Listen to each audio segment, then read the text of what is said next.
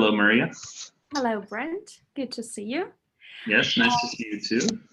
So we are in Discovery English School. So that is one of our classrooms. And we are going to talk today about a very interesting topic that I started being interested in when my daughter appeared. And it's bringing up bilingual kids, or also creating such a possibility for those kids who do not live in bilingual families to start speaking a foreign language as early as they can. But I wanted to talk to you because you have an experience of raising a bilingual kid in a true and bilingual environment. So that's why we're going to start. And we're going to start with the introduction. Maybe you can tell just a little bit about yourself. Okay, no problem. My name is Brent, as she mentioned, and I'm from America. My home state is Indiana. It's where I was born and where I lived most of my adult life. My father was in the military when I was young, so I did move around the country a lot. I've lived in 6 different states, including California and Florida, for example. And I've lived in Japan also for 2 years when I was a child. Okay, that's an interesting story. So, and here you have mentioned where you come from, and you have moved to Belarus, so it must be a very different experience, is it? Yeah, it's pretty different here. It's like a different world. I'm living in Grodno in the west of Belarus, so, you know, as close to Europe as it can get, I guess, in this country. Yeah. So what do you like about living in Belarus? What do I like about living in Belarus? Well, first of all, the cities are very clean and safe compared to my country, which I really enjoy. Also, it's quite cheap to live here. Things are very inexpensive as compared to in my country. Yeah. And it's on the continent of Europe. So this is my first time on the European continent in my life, and it's a good point from which to travel to see the rest of Europe as well. So I enjoy that convenience factor as well. Okay, sounds good. So this is a wonderful experience of getting closer to Europe and to this part of the world.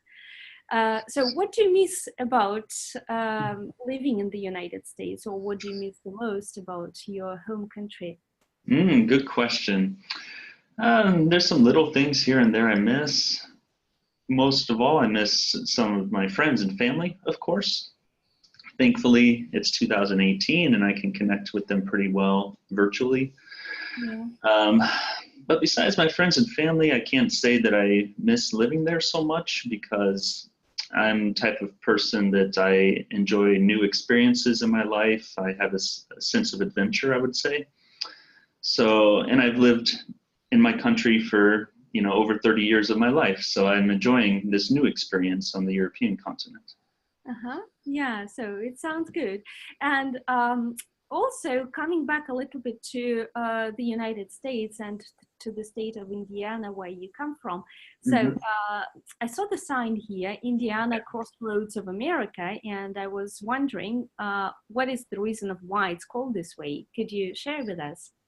Yeah, sure. Good question. This is the sign on the side of the road that people see when they come into our state, when they cross the state line.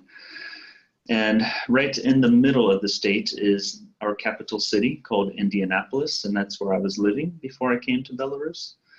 We have about 2 million people in my home city, same as Minsk. And the reason it's called the Crossroads of America is because we have highways coming in from like 4 or 5 different directions that go through Indianapolis and all the way through our state. And in neighboring states, we have such big cities as Chicago, Cincinnati, Louisville, Detroit. So there's a lot of big cities around us as well. So when people are traveling by car, which is the most popular form of transportation in my country, they oftentimes go through our state and through Indianapolis. So that's why it's called Crossroads of America. I see. So sounds interesting. So it might be useful for those people who will go to the United States to see it by themselves. And of course, when you moved to Belarus, you probably started learning Russian. Is it right? Yeah, that's right. When I first came, I took like an official 3-week-long Russian language class in the summertime with some other people from Europe. And I learned some of the basics then. I learned how to read, which was quite easy because you only have 30 or so characters in your alphabet. So that gave me at least a foundation. And I have not been taking any formal lessons since then, but I do make an effort in my everyday life to listen, to try to learn things. I even learn a little bit as my son is learning Russian. Oh, So slowly improving, I would say, but still a long way to go. Yeah. Well, and how long did it take you to learn the basics? Just the 3 months, or you would say that you're still in the process of mastering the basics? Well, I can survive. I can go to the store and shop by myself. I can go to a restaurant and order food myself. So I would say, yeah, just a couple months to learn survival basics. But as far as developing my language and being confident in speaking, I'm still in that process, I would say. I see. Well, do you speak any other languages? Well, like I mentioned, I lived in Japan for 2 years when I was a kid, so I picked up Japanese when I was a child. And I mentioned it was easy to learn how to read in Russian because in Japanese, there are thousands of characters in their language. Yeah. So a language with just 30 characters, it was easy to learn how to read. I just maybe don't understand all the words I'm reading in Russian. Yeah. So yeah, I speak a little bit of Japanese, and I studied German for 1 year and Spanish for 2 years in school. So also I would say I know basics in those languages, but not a great speaker by any means. I see. Well, talking about your experience of learning Japanese, you were learning it while you were a kid, right? Yeah, I was 7 and 8 years old when I lived in Japan. And how does your experience of learning a language at this age differs from your experience of learning a foreign language now? If you compare how easy it was to remember things when you were a child and what it's like now learning Russian. Yeah, I would say that when I was a child, it was, of course, you're not thinking about it when you're 7 or 8, like, oh, I'm learning this language easy. But it was definitely soaking into my brain much easier when I was at that age than trying to learn Russian now. Although I think Russian is an easier language to learn than Japanese. Okay. Because I'm an adult now and my brain is at a different stage in its development, it's more difficult, I would say. Yeah, I see.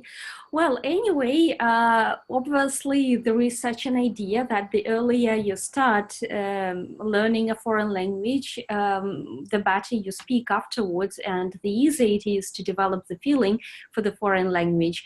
And that is probably the reason why we are talking about bilingual kids now, if it's worth it, if it's worth developing the skill on such an early stage in life. So what is your first idea about it? Well, I think it's really important because I had this experience, my brother and I, when we were kids in Japan, like I mentioned. I really want my kids also to grow up bilingual and having this experience. Because one thing that I feel that we could do better in my country is we really only learn English and we expect everybody else in the world to speak it as well. I really admire Europeans for their ability to speak 2, 3, even 4 or 5 languages for some people. And I think that that's a brain development aspect that is an advantage for Europeans over most Americans. So do you think that to become really fluent and speak a foreign language like in an absolutely free manner and have a kind of intuition for the language, do you have to start learning it when you are a child? I would say 100% yes, to have no hesitation when you're speaking or translating in your mind before you speak, then yeah, you've got to start as a kid, in my opinion. Right. So I started thinking about it, as I had already mentioned, when my daughter appeared, and of course I started thinking about how to start teaching her a foreign language and when to do it. And how old is your daughter? She is 2.5 years old. Okay. Yeah. So and I was thinking when to start, and some people start as early as basically the kids are born, but I decided to wait till she starts speaking her own language, and till she becomes kind of fluent in speaking her own language. And then I started introducing English, and it was approximately when she was between 18 months old and 2 years old.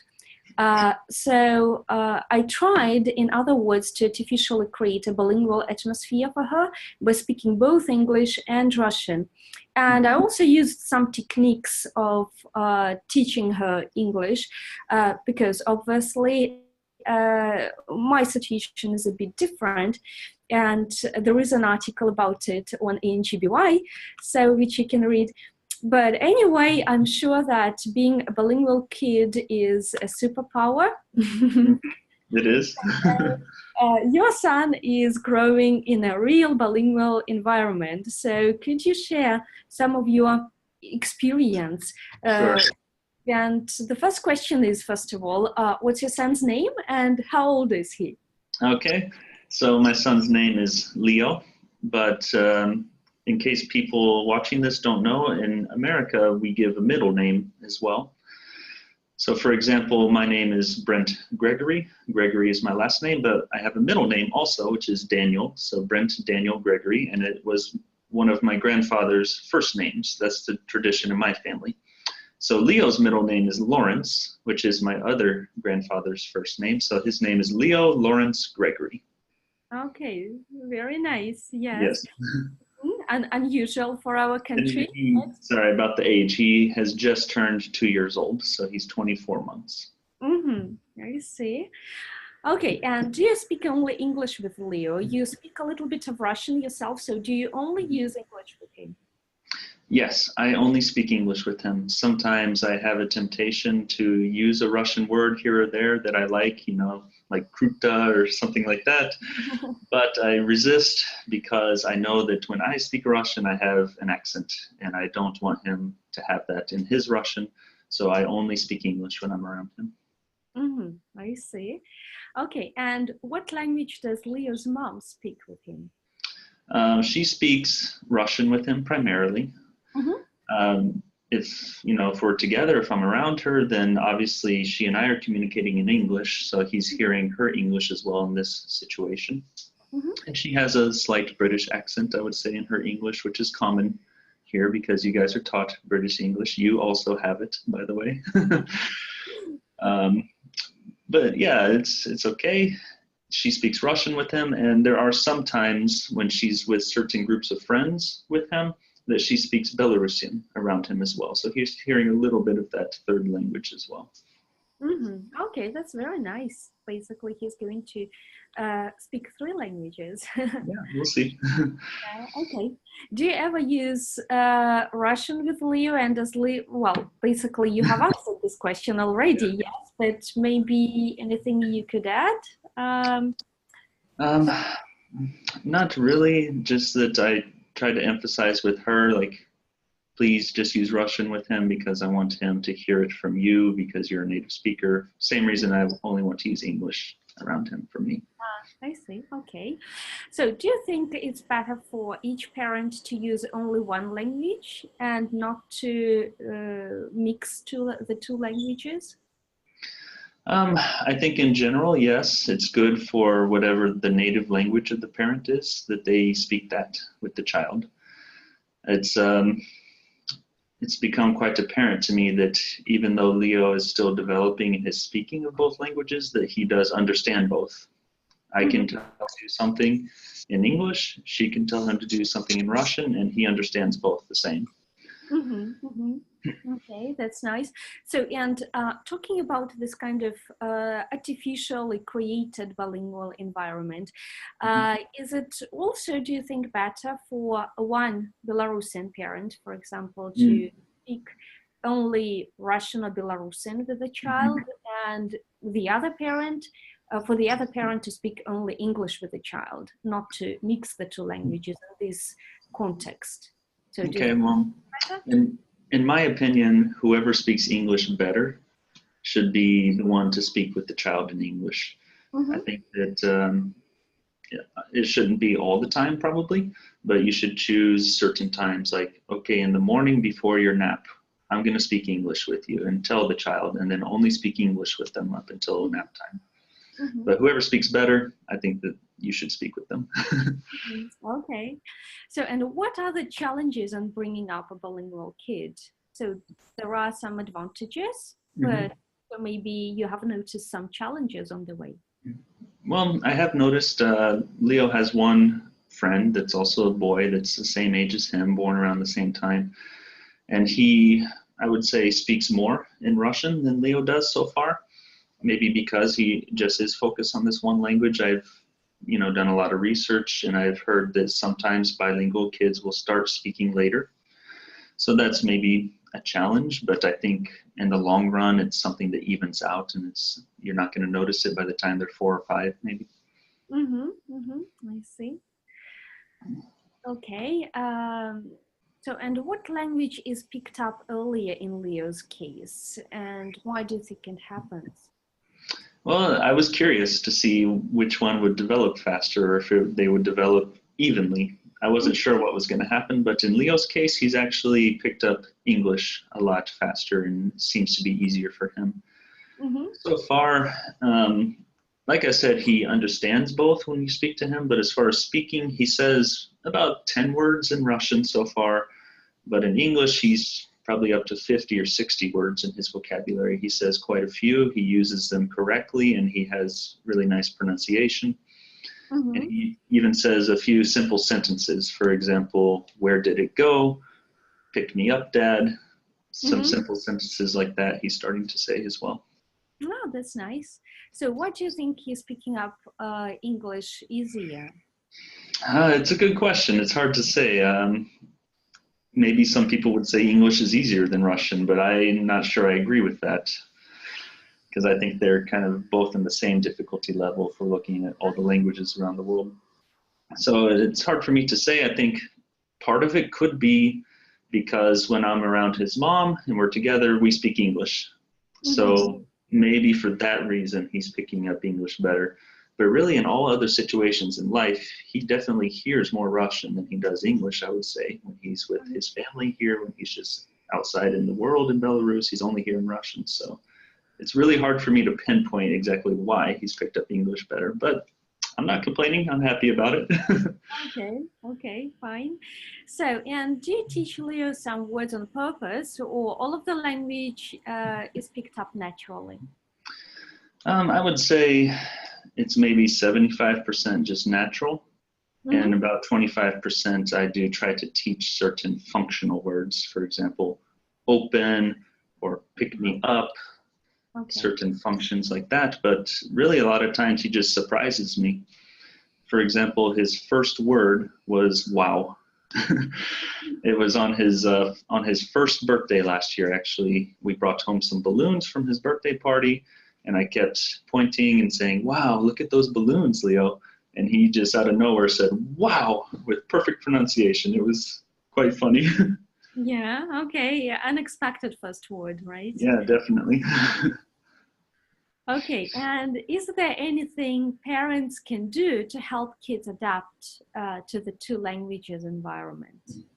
It's an excellent question, and the fact that you're doing this interview, I think, will be really helpful for a lot of people, because here in Grodno, I have other parents that I work with, or just other people I encounter, and they ask me these very same questions, like, how can I raise my kid to be bilingual?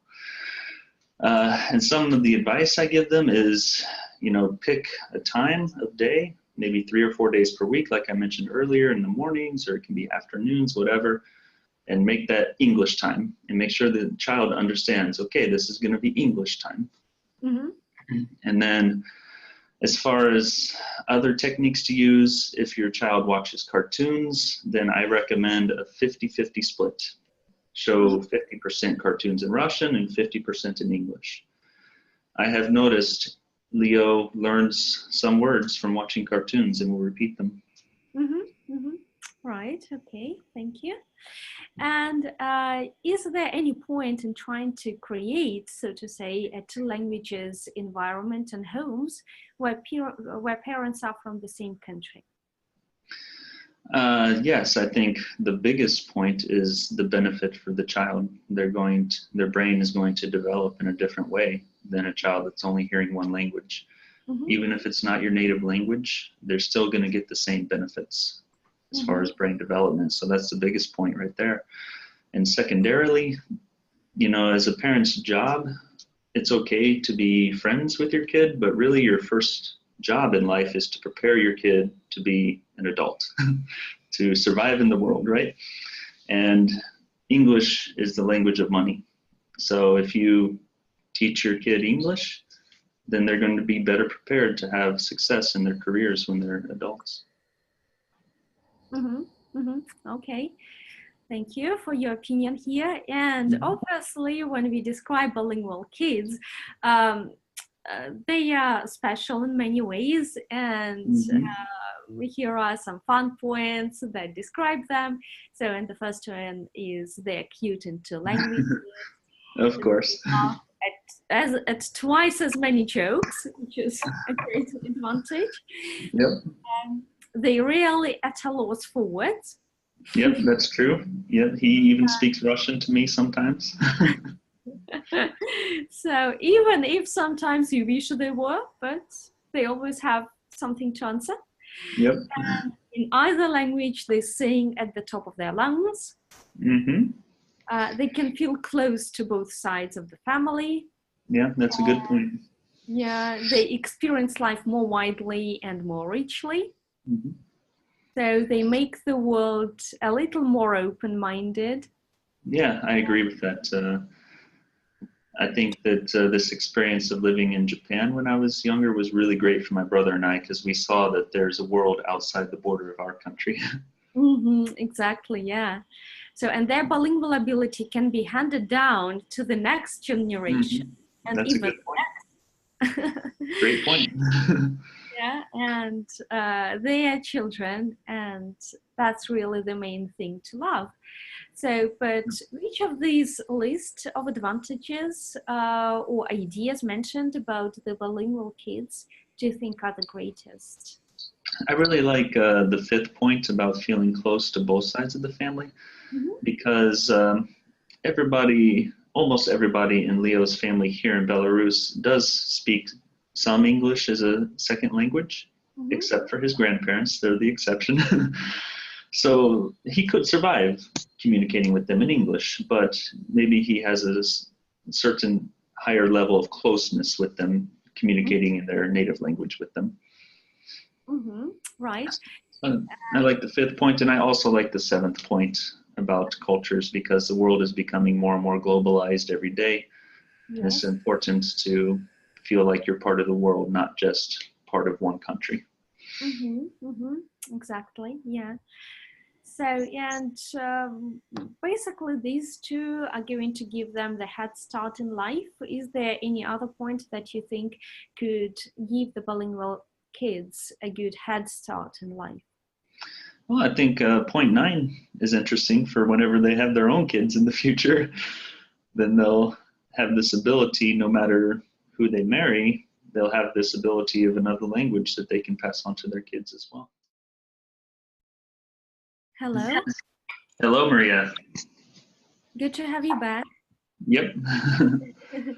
Where did we leave off? Yeah, so I think we stopped on talking about some advantages. And I just asked which of we mentioned point 5 and 7, and maybe there is something else that you think can give bilingual kids a good head start in life. I think that number 9 is really great. Maybe not necessarily for when they're kids, but when they're older and they have their own kids, then no matter who they marry, they'll have this ability just within themselves to teach their child 2 languages, and that's great. Yeah, okay, I agree. Okay, so, and there are some myths and maybe misconceptions regarding bilingual kids. Are there any myths, do you think, about teaching kids as well? We'll talk about these few myths that are given here, but maybe you can name some that you think are kind of myths. Well, I've had some people say to me, well, if I don't speak perfect English, I shouldn't speak with my kid because then they'll have bad English. And I disagree with that. I think even still trying, and they can at least learn the basics from their parents, it's still worth it to give them this base knowledge that you have to pass that on to them. Okay, so, and actually it's one of the stereotypes or one of the myths that is listed here, that parents who do not speak the language perfectly will pass their errors and their accent on to their children. So what's your attitude to this myth? Do you agree that it's a kind of myth, or do you believe it's not a myth? Maybe there is some truth to it, but like I said, don't let that stop you, because they will have English teachers as well in the future who can help to correct them, or when they watch cartoons or movies, they will also see other people speaking the language. So hopefully the combination of hearing not only you, but other people will even out any problems that could arise. As far as accent, I don't know. It's possible that, for example, you speak a little bit of a British accent. It's possible your daughter might have a little bit of that, but I don't see anything wrong with that. That's okay. I see, okay. So that's why it means that you can speak Russian with Leo too. I don't know. I think that my accent sounds really weird for people here. Even if I speak correctly, sometimes people will just laugh because it's rare that they hear an American accent in Russian, I guess. I see, okay. Well, one more myth that exists regarding bilingual children is bilingual children start to speak later than monolingual children. So, and do you agree that it's a myth, or do you believe it's a reality? It's hard for me to say. I mentioned earlier in the interview that Leo has a friend his age that is speaking much more Russian than Leo is. So you could look at this example and say, yeah, it's true, because Leo's Russian is behind his. But he has another friend that is also about the same age who only says maybe 1 or 2 words in Russian so far. So in that case, it's not true. So yeah, it's hard to say. I would say that one's more myth than truth. And also one more thing I'll just add to this point, that in general there is such a tendency in the modern world that kids start speaking a bit later than they used to in the past, maybe due to the devices and gadgets that they use, or maybe for some other reasons as well, maybe because parents are busier than they used to be, and they spend less time with their children than they used to. That's why I believe it may take place, but it's not down to a child being bilingual or not, but it's rather due to the reality of the world, probably. Yeah, I agree with you actually about the time parents spend with their child. That especially in my country, for example, most mothers will go back to work 6 weeks after giving birth. And so there's somebody else that has to take care of the child during the day while both parents are working. And I believe in this concept, the more you speak to your child, the sooner they will start talking to you. Yeah, exactly. That's my point as well. And another myth that we're going to discuss is bilingual children start out school behind monolingual children and they never catch up. So what's your opinion on that? Do you agree that it's a myth, or do you think that there is some truth to it? This one I'm going to strongly disagree with, because there's been plenty of research done. It's proven that a bilingual child's brain develops in a different and better way than children that only speak one language. So I just totally disagree with that myth. Right, okay. So number 3 is young children soak up languages like sponges. And according to the author of this like list of myths, so it says that it's a pure myth, that it's not like that children soak up languages like sponges. So what's your attitude to it? Well, if what is meant by that is if you just talk to them, they will just learn it, I'm not sure that that's all it takes. There's many different techniques you need to use, including reading to the child, encouraging them to speak. For example, one technique that I use with Leo, he developed a tendency to just kind of point and grunt like when he wants something, for example, water. So now I will say, Leo, say the word, and then I'll give it to you. And then he'll say water, and then I'll give it to him. So you need to do more than just talk to them. Okay, right, yes. So the next point is you have to be gifted in languages in order to learn 2 languages at once. Do you agree it's a myth, or it's not a myth? No, I don't think it's a myth. No, I'm sorry. I said that wrong. I do think it's a myth. I think that any regular human being without any sort of mental disability, of course, can learn more than one language when they're a child. Okay, so and one more myth is some languages are more primitive and easier to learn, and there are more complicated, sophisticated languages. And the second part of this myth sounds like that. The reason so many people can speak English is that English has less grammar than other languages. So it's a myth or it's a reality? Well, I think it's true that some languages are easier to learn than others.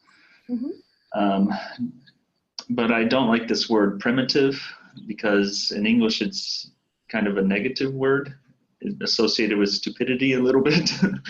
So even though English is maybe easier to learn than Chinese, I don't think that it's a more primitive language by any means. It's just different. Yeah, I agree with you. Okay, and a few more points. If a bilingual child experiences any language problems in one or both languages, dropping one of the languages will fix the situation. I don't know. Thankfully, I haven't run into this problem yet with Leo. But I would say in general, it's a myth. I think it's best to continue to push on and try for both languages. Yeah, okay. That's what I would do anyway. Okay, right. So, and the last point that we're going to discuss regarding those myths is there's only one right way to raise a bilingual child. No, that's not true at all, because you and I have completely different situations with our children, and I am very confident that Leo will be bilingual, and I'm very confident that your daughter will be as well. Even though you're not a native English speaker, it doesn't mean that she can't learn the language from you. Okay, so sounds encouraging. You can do it, Maria. Don't quit. Thank you. So, and obviously you have already mentioned that to bring up a bilingual child, it's not enough just to talk to the child. You have to use some techniques. So probably you must take some kind of resolutions to raise a bilingual kid. And here are some ideas of possible resolutions that you can make. And the first one is, I will talk to my child as much as I can. Yeah, that's a great one, because like I said, the more you talk to them, the sooner they'll talk back to you. Right. So the second one is, I will read aloud to my child every day. Yeah, this is really important in my opinion. read to them and read to them in both languages.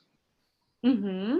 Okay, and also I think it's nice if they hear somebody else reading to them. Yes, not only the same parent reading. And yeah, and that's kind of connected with the third point a little bit. I will continue building up my home library. Mm-hmm. So in Leo's case, you know, he misses his family in America, as I do, of course, but with it being 2018, we have some cool ways to connect. I Skype often with Leo, with my family in America, so he can hear them that way. And also, my mom, Leo's grandma, has done something cool. She has sent as a gift for Christmas or his birthday the last couple of years 2 different books in which she recorded her voice reading to Leo. So this book here is called Grandson, You Make the Whole World Grand. Uh-huh. And on each page, she has recorded herself reading. I'll just open to a random page. I'll open to a random page and we can hear her reading to him. It's a joy that we sit in the same family tree. Right by your side is where I like to be. You're special to us, and especially to me. Now the world is especially grand. So you can see it's a nice way. Maybe if I want to break from reading myself, I let Grandma take over for a little bit and just flip the pages. Yeah, that's nice. Okay. And point 4 is, I will take the most of each day with my child. So how do you understand this point? What exactly do you need to do to make the most of each day? Well, I think that one starts with realizing for your own self how special and rare and an opportunity this is to be alive on this earth at this time. And then passing that idea on to, okay, I'm only going to have, 60, 70 years, hopefully, with my child. So I've got to cherish every day with them, especially when they're young, because I hear all the time from my parents, oh, you were so cute when you were a baby, blah, blah, blah. So especially when they're young, you've got to cherish every day because it doesn't last forever. Mm-hmm. Yeah, so good point, I think. Many parents have to remember this. And the next one is, I will continue learning and growing as a parent of a bilingual child. So, we skipped number 5. Oh, okay. Can you?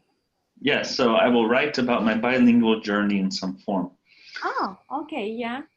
So I know that you've done this because you write some articles or a blog, I guess, about your experiences with Sophie.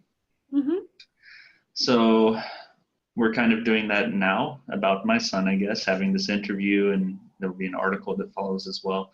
Right. But I've also taken this passion I have for making sure my son is bilingual, and I've put it into written form myself. I've written a children's book, which is written in both Russian and English.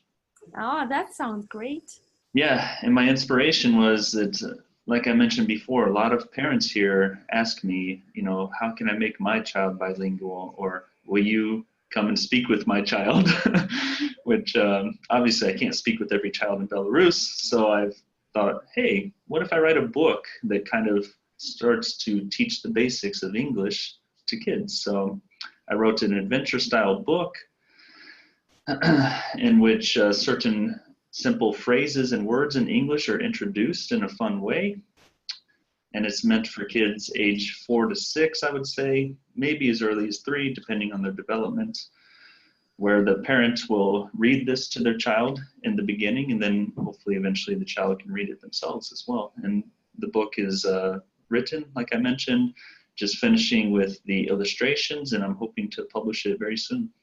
Mm-hmm. Sounds good. Yes, I believe many parents would find it very useful, and as soon as it's ready, I think I will get it for Sophie. Yeah, you can read it with her. It'll be fun. Yeah, I think so. Well, and the next one is, I will continue learning and growing as the parent of a bilingual child. So, and what does it involve? What kind of growth and development do you think it involves?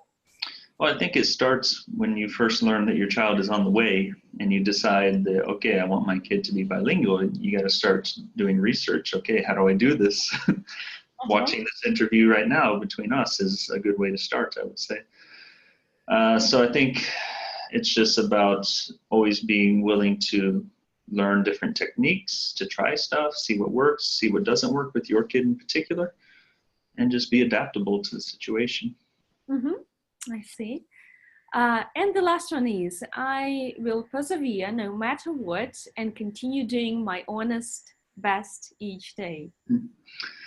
Yeah, and this is probably the most difficult on a day-to-day basis, because there's times when it can get frustrating when you're trying to teach your child a certain word and you repeat it hundreds of times to them in the situation when they should be using it and they're just not saying it for some reason.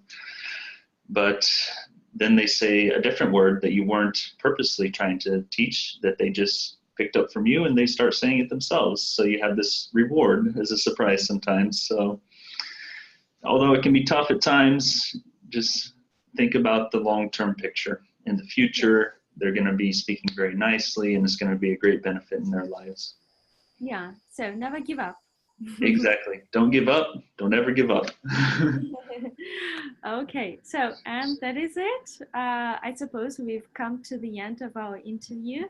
And once again, I just want to encourage all the parents, develop the language skills of their children. And not only language skills, I also agree with Brent that we need to appreciate each and every moment we have that we can share with our kids. And I believe it's a wonderful gift we have. So that's it. Yes, thank you for having me, Maria. I think it's great what you're doing with your daughter. It's important that kids speak their native language of their country. It's great that Sophie is speaking Russian. But of course, as an American, I think that there's great benefit to kids for opportunities in their future if they also speak English. So I encourage all the parents out there to pursue this as well. Well, thank you very much for being with us, for sharing your experience. I think it was wonderful. And really, I hope that your journey, your bilingual journey with Leo will be as successful as it is now. And we'll be waiting for your book to come out. Okay, thanks a lot, Maria. I'll let you know when it comes out. And good luck with your journey with Sophie. Thank you. Okay, bye-bye. Goodbye.